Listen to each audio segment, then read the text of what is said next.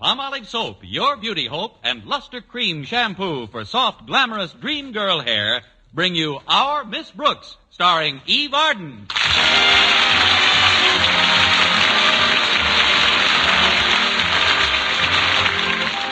Although our Miss Brooks teaches English at Madison High, her problems, like those of any other teacher, aren't always confined to purely scholastic ones. There's Mr. Philip Boyington, for instance, a biology teacher of whom Miss Brooks is extremely fond. And who, in return, lavishes his affection upon his frogs and guinea pigs. There have been other problems, too. A perfect example of what I'm talking about occurred last Sunday.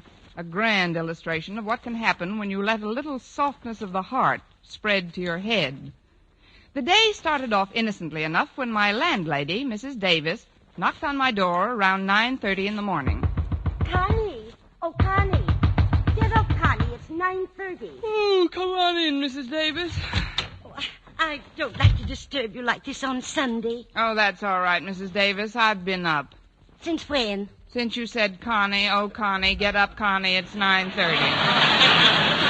Well, I got your note to wake you, dear. And I'm glad you did, Mrs. Davis. I've got to do a little checking today on one of my pupils who's been absent all week, Eddie Garson. But, Connie, today's Sunday. I know, Mrs. Davis, but Eddie's always had such a good record of attendance. I just can't understand it.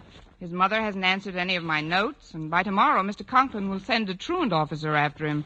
I'm going over to his house today and investigate. Oh, it's very nice of you to take such an interest in the boy, Connie. Well, I feel it's my duty to go to Eddie's home, Mrs. Davis. He's always been a good student, well-behaved, with a fine character, and he lives 4 doors from Mr. Boyington. Oh,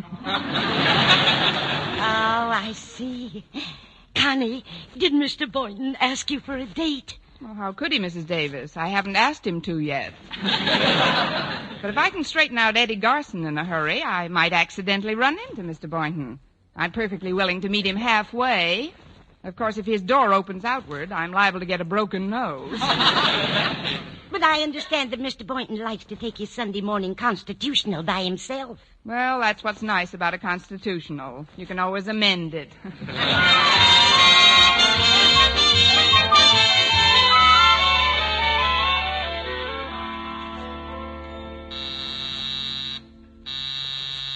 Coming.